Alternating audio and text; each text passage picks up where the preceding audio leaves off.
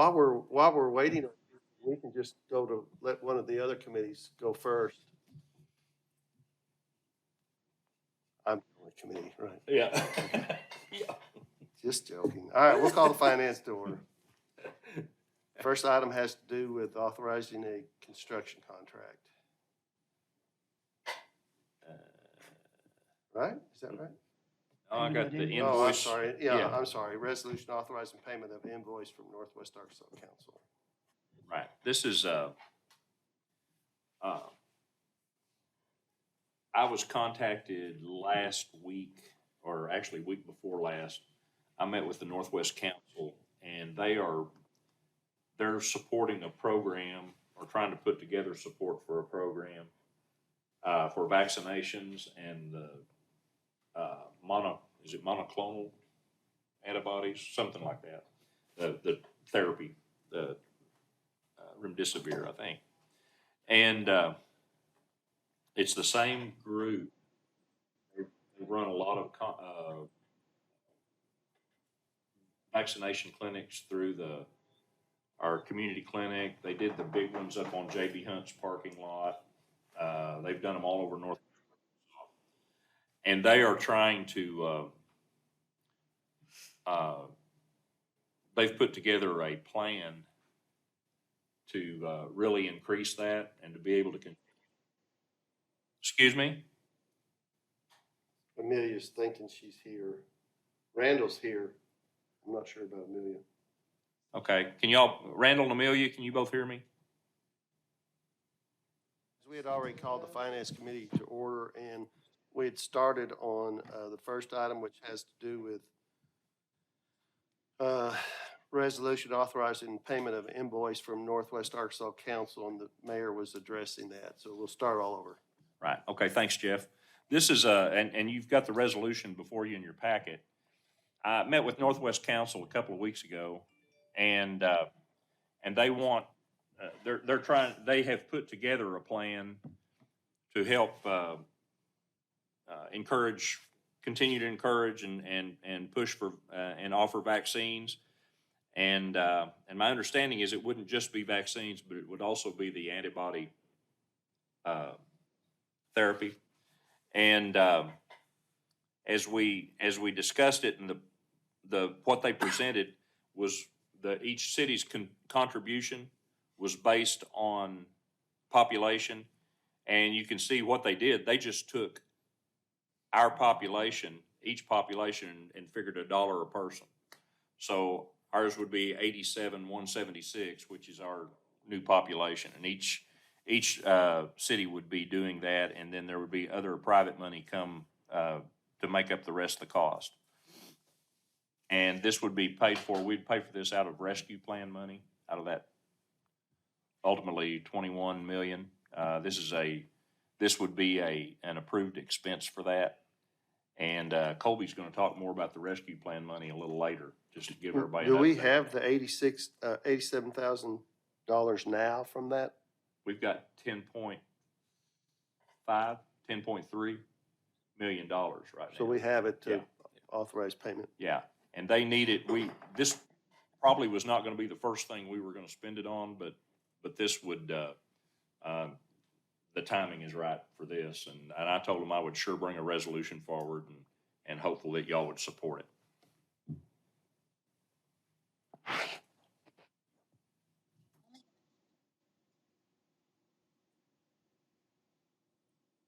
Okay. Second. So we have a motion to move forward, council, with recommendation for approval. Is there any further discussion? If not, all those in favor, please say aye. Aye. Aye. Randall? Okay. And all those opposed, same sign? All right. Okay, thank you. Thank you. Item number 2 for the Finance Committee is a resolution amending the 2021 budget for the library. Marcia is here to discuss that. Good evening. I have 2 items to bring to you tonight. The first is a budget amendment for $26,980 of insurance recovery funds That stems back to the February, I believe, 15 incident when we had the cold snap and frozen pipes, and we had a burst pipe that did significant damage, but nothing compared to what it could have done. Um, Almost 24,000 of this went to the restoration company that came in that day and began cleaning up, and then they also did the construction restoration work that had to be done where the building was damaged. About $1,000 was spent on the fire. This was a fire security system that the pipe burst, and $1,000 spent repairing that, and then an additional $2,100 on collection materials that were damaged or lost. So it's just pretty much a straight pass-through from the invoices that we submitted. The second one that I have is an ARP grant, federal grant that came through the Institute of Museums and Libraries to the Arkansas State Library and then was distributed by a per capita formula out to the public libraries in Arkansas. And this was $56,000. There are stipulations on how it's to be spent. We did submit a plan.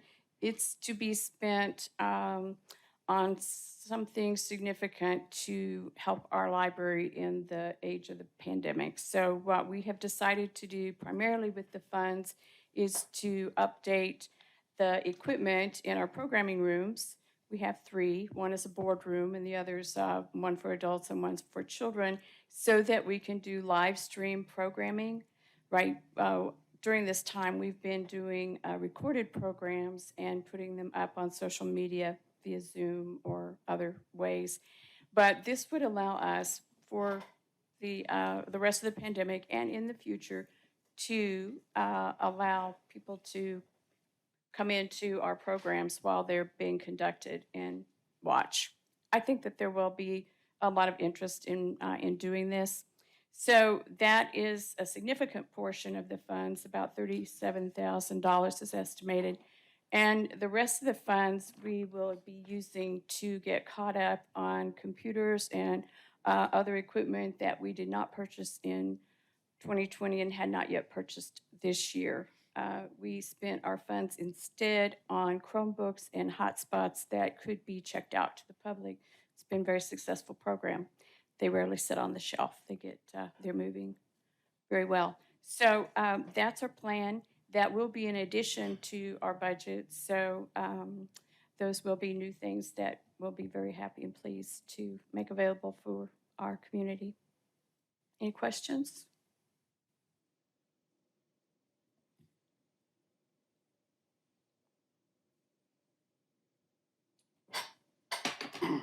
Any action?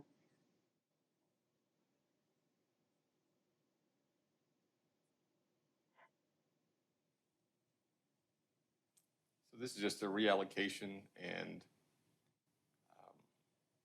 that's how I see it, right? It's straightforward. Right, it's appropriating the grant funds and the insurance payment, basically. She's showing you there. So Amelia made a motion, I'll second it. Any further questions? All those in favor, please say aye. Aye. Any opposed, same sign. All right, thank you very much. Item number 3 has to do with authorizing the execution of construction contract for extension of King George Boulevard. Brad's going to talk about that.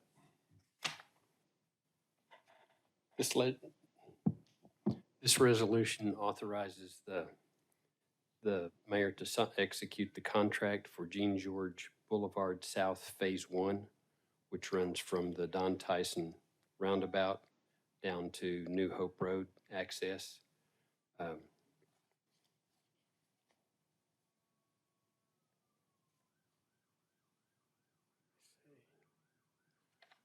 You have an email from me in your packet that kind of explained what happened.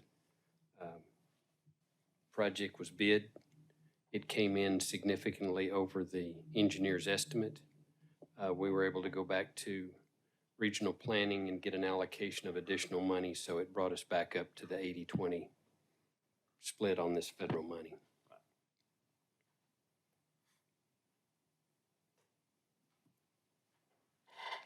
This is 80-20 and our 20 is coming out of the street bond, is that correct? Correct.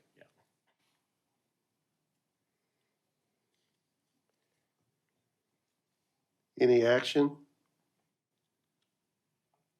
Make a motion for council recommendation for approval.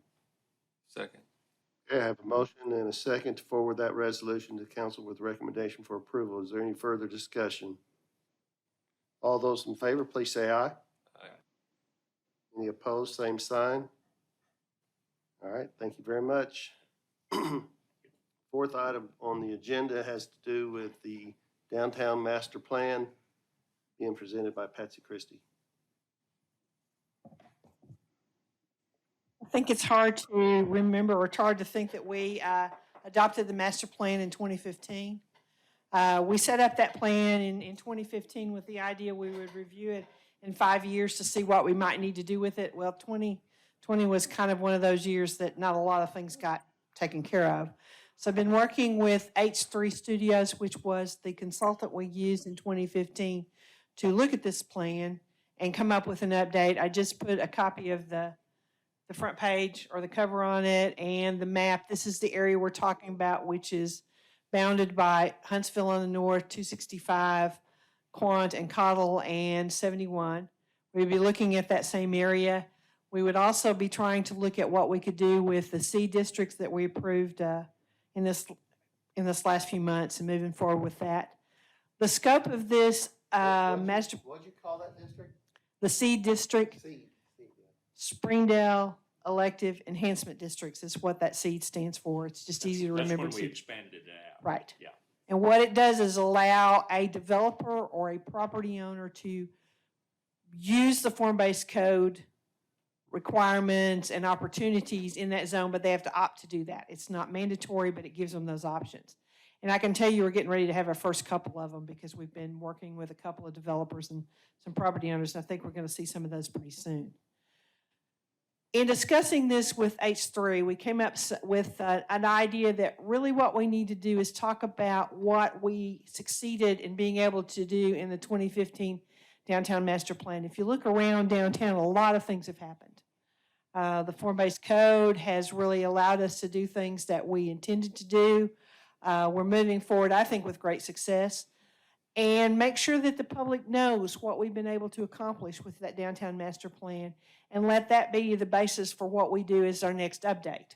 So that would be one of the major items of this, is to come up with the successes, talk about the weaknesses, and help us move forward with the next plan. It's set up for 5 sequential phases. We hope to complete this in about 9 months.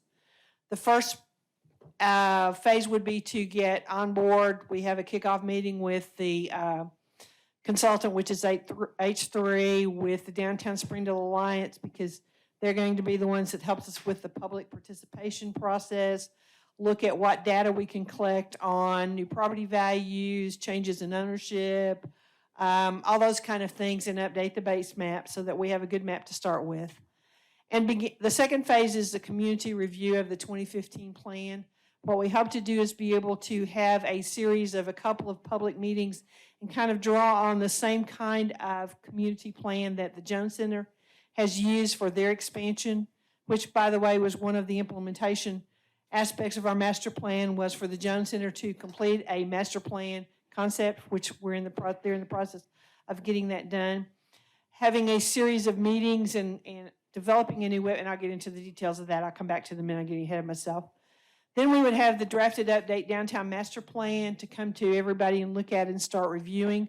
What we were anticipating is putting together a steering committee made up of representatives of stakeholders, property owners, public officials on that to kind of help guide this process. Then we would have a set of public meetings with that, where they would present that draft downtown master plan to the public, give them a chance to make comments and ask questions. Then the final draft would be submitted to the Planning Commission and to the City Council with a new implementation priorities as part of that plan. And then we hope to adopt it sometime around July of next year. That's the time frame we're kind of looking. A lot of that depends on what happens with the weather after the first of the year. We would kick this off in October, end of October, 1st of November, so we could do some intercept surveys with some of the activities that the Downtown Alliance has already scheduled to see what the public sees and people coming into the downtown and see what they like, what they don't like, those kind of things. The communication plan that we put together, as I said, was to help educate the community about the purpose of the master plan, how it has guided development, and the process of updating, giving them opportunities to provide input through digital platforms, in person, get the community involved. If you'll remember the last time we went through this, we had a really good turnout of people showing up at the ACO for these meetings and had really great turnout for those kind of meetings, and share those outcomes at input sessions. With strategies to develop a new webpage on downtownspringdale.org that would give quarterly updates and questionnaires to solicit input from the community. Partner with the key community leaders, partners, stakeholders to get this content out to get maximum input. That's where the steering committee would come in. And partner with the downtown merchants and restaurants to capitalize on the input sessions because it affects them, everything that we do in the downtown and whatever programs we come up with. The estimated cost of this update would be $100,000 for consulting services to H3 and about $30,000 for the implementation of the elements of the communication plan, which includes the new websites, the survey, the putting together printed materials, putting together boards and information for the input sessions. I am working with a couple of partners who are looking to provide funding assistance for this project. I just don't have those tied down yet, and I'm not in a position where I can share those with you. But hopefully I will have those all ready by next Tuesday, and I may need to give those things to you as early, that day, because the cycle for some of these awards of grants gets really tight this time of year. So hopefully we'll have all that information together. If those things come through, about a third or less of the cost is what would be the city's contribution of this, is what I'm working for. Is that a third of the total project cost or the third of the? It's a third of the Consulting. consulting fee with the communication plan expenses being totally covered by a grant as well, is what we're anticipating. I can't tell you that that's- Right, and I know you can't go into Right. great detail, but I want to give the council as much comfort as we can. Yeah. That if this comes back next week, if we put it on the agenda next week, that they have some idea of what we're Right. going to be asking for. Looking like the city's contribution will be about $34,000 out of this project. If everything goes as we have been discussing for the last month, of those who are willing to, partners who are willing to step up and help us move this master plan forward, that's where we'll be going. I don't have $34,000 in my budget for consulting services, so that's why it has to come back to you guys. Questions? That's just a quick overview. So we already have a downtown master plan, correct? Right, we So adopted in if we did- 2015. Yeah. If we don't do anything, that plan is still in place, correct? That's true, it Okay. is. So It's this just outdated. basically is just looking to see if we need to make changes Correct. and updates and amendments to the plan that we already have. And I can tell you, one of the weaknesses of the plan that we have is how do we address housing? Because at the time we did the master plan in 2015, it was an objective we knew we had to address sometime in the future. One of the first steps was to create the form-based code so we could look at housing development and densities in the downtown area a little bit differently.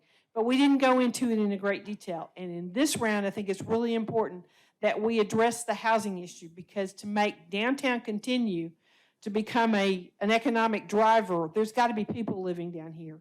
And we have to figure out how we make that happen, what is in the city's best interest to encourage that development of housing of all kinds. We need a variety of housing in downtown Springdale, and that's one of the major things I think this master plan update needs to do. You're not looking at adopting a new plan, just kind of amending the one we already have? Correct, an update, not starting over. And that's one of the reasons why I didn't have the discussions with too many other firms, because I didn't want to bring somebody new in who would say, well, I really think you ought to go back and do this and this and this, because I think we've been very successful with it And as how- we move forward, so how let's would pick the, up. seed district that you referred to earlier, how would it play into this? The goals and objectives that come out in the master plan for housing development, those are areas that what can translate into those seed districts. One of the aspects of this is to look at the form-based code itself and to see some areas that need to be updated. I know there's a couple of things that we've been working through several times that really need to be tweaked a little bit more now that we've used them. You know, in an neighborhood residential type 2, the front setback is 25 feet. That seems to be a little excessive in some of the areas that we're looking at. If we're trying to build workable, livable areas, we really need the structure to be closer to the street. So I know there's some of those areas that we need to talk about. We've identified a few of those, but that's part of the area where the C districts would benefit the most is a review of the form-based code. So I guess what I'm not real clear is, are we looking to bring the seed district into the master plan? Or is it already in the master plan? Well, it's not in the master plan in that it's not part of that designated area. The ability to use the form-based code, which is an implementation strategy of the master plan, is extended to those areas. Because what we don't have is the capability of expanding that boundary and/or providing those kind of controls outside of that area unless it is optional by either the developer or the owner. And that's why we went with the C district. Because it allows us to get into those areas without being, and Ernest, you can correct me if I'm wrong, without being in violation of state law of expanding the boundaries or creating new overlay districts that would address housing issues, single family and duplexes is basically what it comes down to. So any changes that come, make sure I'm clear on this, any changes that come through the master planning process could also apply to the seed district Correct, on a correct. voluntary basis? Yes, just on a like voluntary everything else. basis. Yeah. The only things that we won't look at for the C districts is streetscape stuff, like we're looking for M Avenue and Johnson and Meadow Streets. We wouldn't look at anything to extend it into those other neighborhoods, not having enough information about those neighborhoods. So it's basically the goals and policies of how we want to see those areas develop and how we implement that with the form-based code.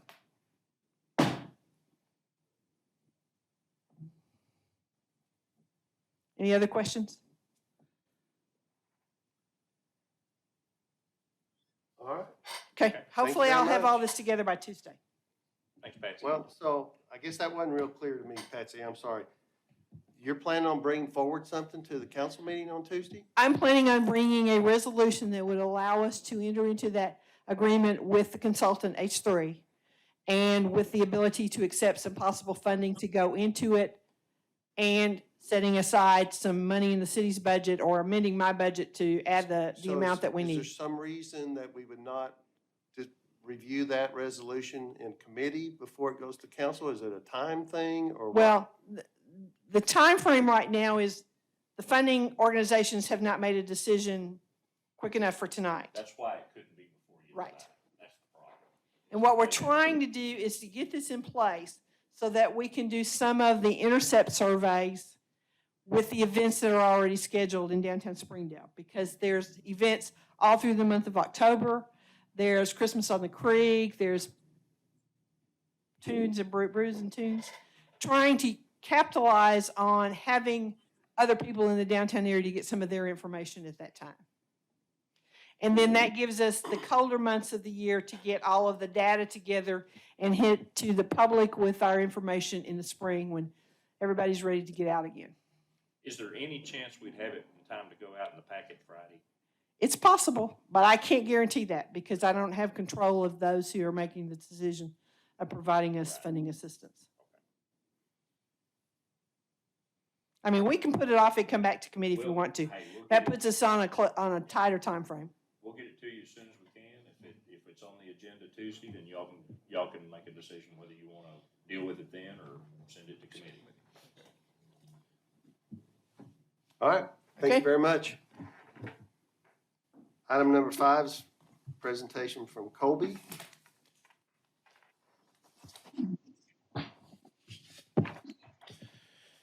Well, we've got a financial update for you. We found out some of our council members weren't going to be able to make it, and so we added these same documents into the Dropbox. So if you're on Zoom, there's a financial update folder there that you can access these documents. The first update we have is our city sales tax, our 1% update. We ended up, this is through the month of August, we had 1.746 million come in. So far, that's just a few $100s under our highest that we've ever had, which was actually in May. Traditionally, if you look on the document, you'll see the red highlighted numbers, and traditionally that's been the highest month of every year. And most of the time that comes in the second half of the year. So we still have a few strong months ahead of us. If we keep on pace of where we are now, which is just over 13%, we should hit about $19.3 million on the year, which is a fantastic increase for the city sales tax. This does include the Bethel Heights numbers, so those are in here as well. On the next couple of pages, you'll see Washington and Benton County's numbers. Benton County actually has some rather large increases. You'll see on the far side, some up in the 60s and 90 and 80%, and that's because of the Bethel Heights sales tax, or the Bethel Heights population. We get a percentage of the county sales tax based on population, so that's why those numbers have increased, because the population of Springdale that's within Benton County has increased significantly as well. What month did those start showing up, Colby? Do you remember? Do what now? What month did those start showing up? Well, for us, in our reporting, I believe Laura started showing those, it would have been 2 months ago, I believe. Okay. Now, DFNA actually started doing that in April. Okay. So that's why the county's numbers have a lot more increase previous to ours. Okay. The next page we have is the preliminary fund balance of unreserved and undesignated funds. You'll notice, and at the request of Mike Overton, previously we had two separate amounts we were sharing with you, your undesignated and unreserved balance, and then also the old CIP fund that we were trying to eliminate as we spent money. He requested that we combine those two, and so the number now this month will actually reflect that. So we have $11,742,000 in our undesignated and unreserved account. That's a substantial amount of money. We still also have our $4 million in emergency. That's not reflected in here. So then on the next page, we have our revenue and expenditure summary. And as I always say, the middle part of this document is probably the meat and potatoes. The total revenue of the cumulative budget, we've had about $2.5 million come in above in revenue than what we anticipated at this point in the year. Our expenditures, in the summary, you'll see that we've spent $1.8 million less than we anticipated spending at this point. So we are at the very bottom there in the middle. We're $4.398 million to the good, ahead of where we anticipated when we budgeted. Is there any questions?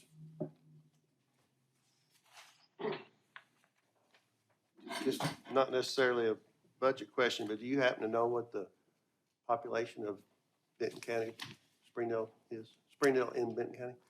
Mayor? More than 2,700 that just got added in, but I don't know. I'd say it's Don't quite a hold me bit to more it, than that. Jeff, but I think it's between 10 and 12,000. But Clay, I can get that answer from Clayton. He'll have it. In fact, I may have it on an old email. So if I come across it, I'll let you know tonight.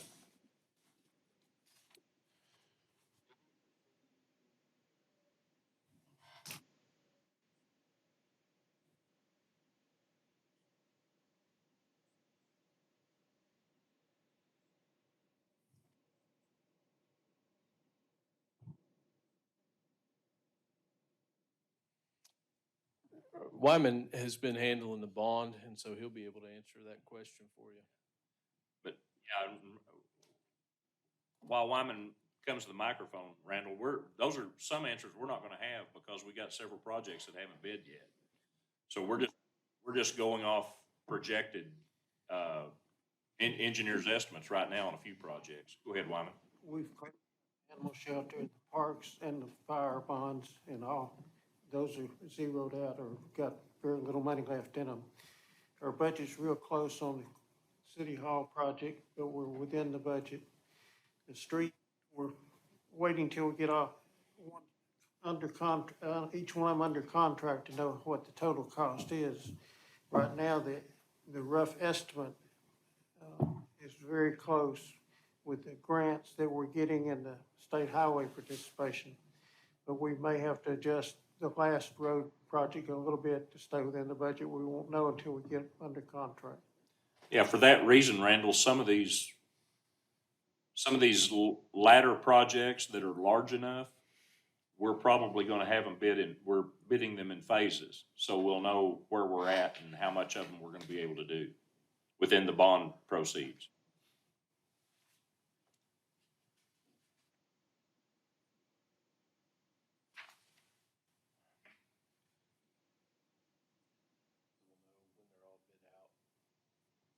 Well, that's hard to answer because we're acquiring property and then you've got utilities to relocate. Brad, we have a current time sheet. But could we share that with the council at some point? Randall, we can get that out to you this week. And it'll give you at least some time estimates as when we think projects will actually go to contract, go to bid. Randall, we're also still keeping an eye on some grant opportunities. There's a EDA grant, an economic development grant, that we identified a few months back. We're anticipating it to be around $3 million, and Springdale's in good shape with that. It is a competitive grant on a national level, but the individual in charge of presenting that to Austin, Texas, to the Economic Development Regional, they feel great about it. It's going to go towards a lot of good jobs. So we're still trying to acquire additional monies as well to offset if we were to have any shortfall.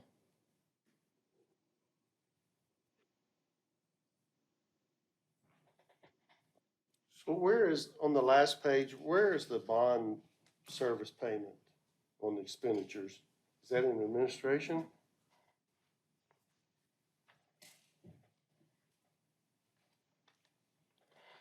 Well, you won't have that on these documents. the None debt of service. that is in here. Well, are you Well, talking about the 18 bond? Well, I'm talking about when we pay, when we're servicing our bond with sales tax money. That money never shows up here to the city. That goes directly to pay. So the it doesn't debt. show up as a revenue either? No. Okay.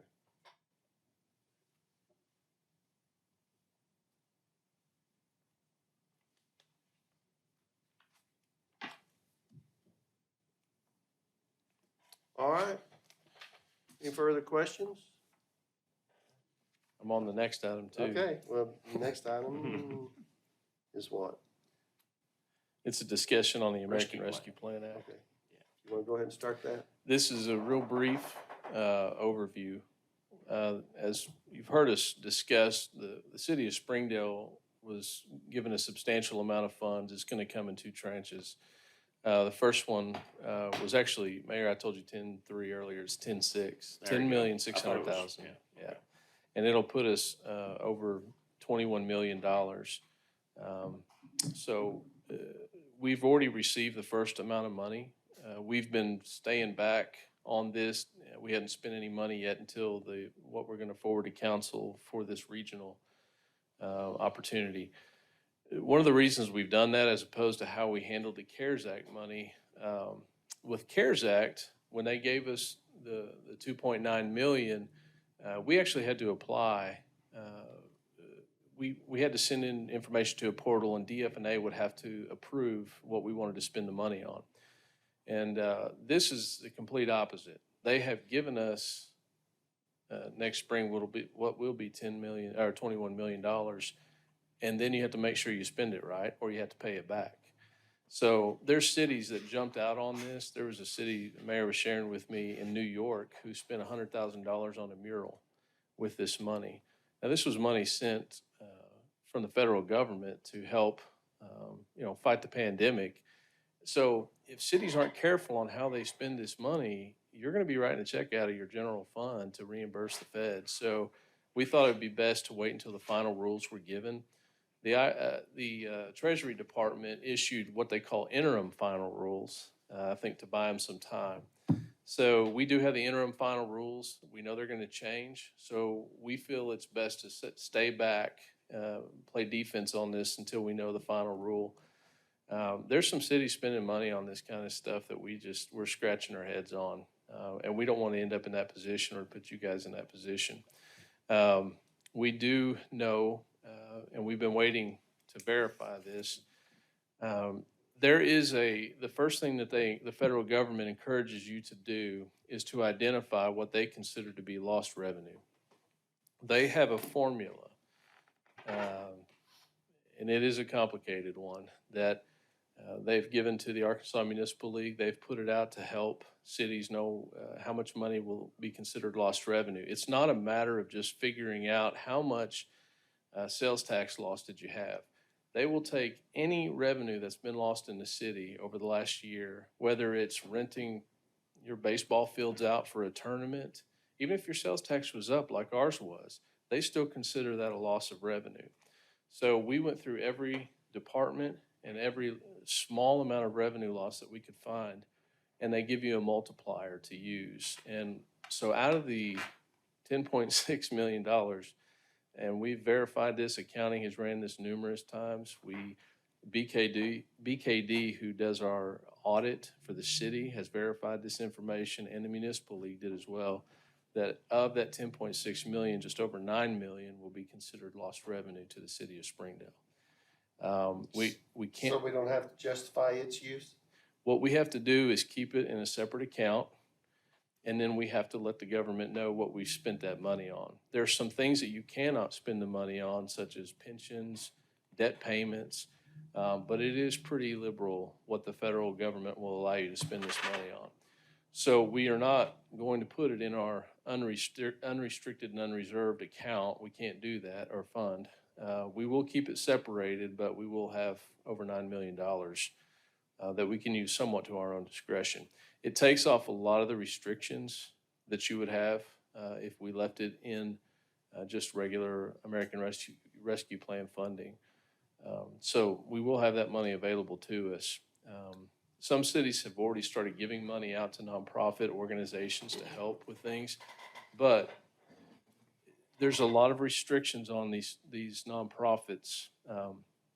As you'll notice, when we have CDBG discussions and company or nonprofits come in and request funding, when they find out the reporting requirements, a lot of them will say, you know what, it's not really worth it to us. It's a stringent process, so they would have to go through a little bit more rigorous process than even what CDBG requires. If we were to give a nonprofit money and they don't follow that process, we're penalized for it as the city, and we would be required to pay that money back. And it also hurts our ability to obtain grants in the future. So that's something to keep in mind moving forward. So that's the update on the ARPA funding that we have tonight. And we'll be having committee meetings in the future to discuss how we want to spend the money. So tonight was our first expenditure out of that? That was the first expenditure, and so that expenditure is eligible to be taken out of it wouldn't have to come out of the lost revenue portion. Comes out of the remaining 1.6. Yeah, and keep in mind, then in June, probably of next year, June or July, we're getting Another another 11, 10 million. 10 point, almost 11. yeah, 10.6, I guess. And Kobe, you mentioned this today, will there be a lost revenue component to that half also? Yes, and the multiplier is more next year than it is this year. So Okay. What this does, it frees up tremendously how this money can be used. And, my big concern going into this, when the rescue plan first came out, I mean, we certainly want to help everybody we can help. The county's got a significant amount of money. The school district got, I think, 60 million, Springdale School District, something like that. So we didn't want to spend money where others were spending it either.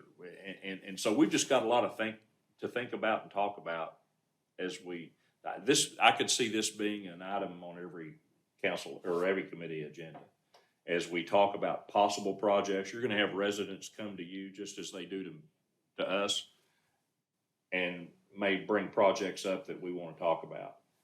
I just think it's very important. This is one-time money we're getting, and I think it's very important that, to the best of our ability, we spend it on things that are gonna last. And by having this much lost revenue, it allows us to do that. Allows us the opportunity to do that. Is there a time frame on the lost revenue portion, the 9 million? It's the same, isn't it? Yeah, 2024, you have Has to to be have spent by the then. money spent by then. It has to be obligated and under contract by the end. Right. It has to be spent by the end of 2026. But keep in mind, if we're right about the lost revenue component of the additional money that's coming next year, then we may have a significant amount of lost revenue or that category that we'll need to spend, actually have obligated by the end of 2024. So there's a scenario where all 10.6 of next June's money would fall under lost revenue. It's likely. At least a significant part of it. And that doesn't mean that we can't spend the lost revenue on something we would have spent it on under the rescue plan.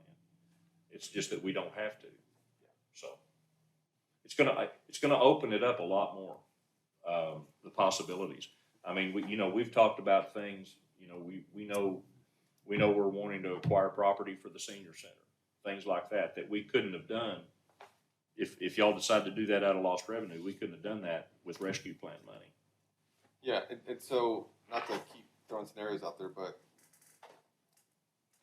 if under the lost revenue money, it's less restricted and we can start spending that money elsewhere, eventually our unreserved and undesignated funds in the future will increase just due to that being opened up. True. Okay. If we're not using them, Right. if we're not using that Yeah. money for that, then yeah, right. So it makes sense you would spend the money first that you've got a time limit on. Yeah, and there's some things that we think will be opportunities. One of the things that they want you to spend money on is an allowed expense that has been brought up through the municipal league, is remote workstations. In case the pandemic just shuts everything down, our workers can still work from home. They can't do that on our computers right now. So instead of us having to buy remote workstations out of our general fund, we could use this money, which will also help in our future budgets as well. So there's things like that we've identified that we think could be beneficial to the city. Until this point, we've really tried to focus on funding that wouldn't duplicate our expenditures here at a city level. So for instance, we know some people would suggest that we give this money for rental assistance, but the county has already provided that to us. So we didn't want to jump out and spend this money on rental assistance, knowing that we still had $1 million to spend on rental assistance through the county. The EDA grant I talked about, that's $3 million, that's part of the rescue plan. We wanted to get all the money that we could. This is a rare opportunity for Springdale taxpayers to receive back from the federal government money that's been sent to the feds. That doesn't happen very often. And so we wanted to maximize every opportunity before we allocated any of this money and appropriated it.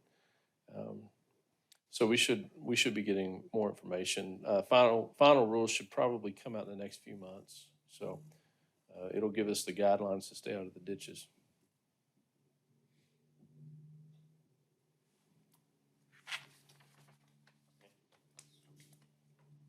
Good news. Yes, it is. All right, unless there's anything further to come before the finance committee, we'll be adjourned. Thanks, y'all. Thank you.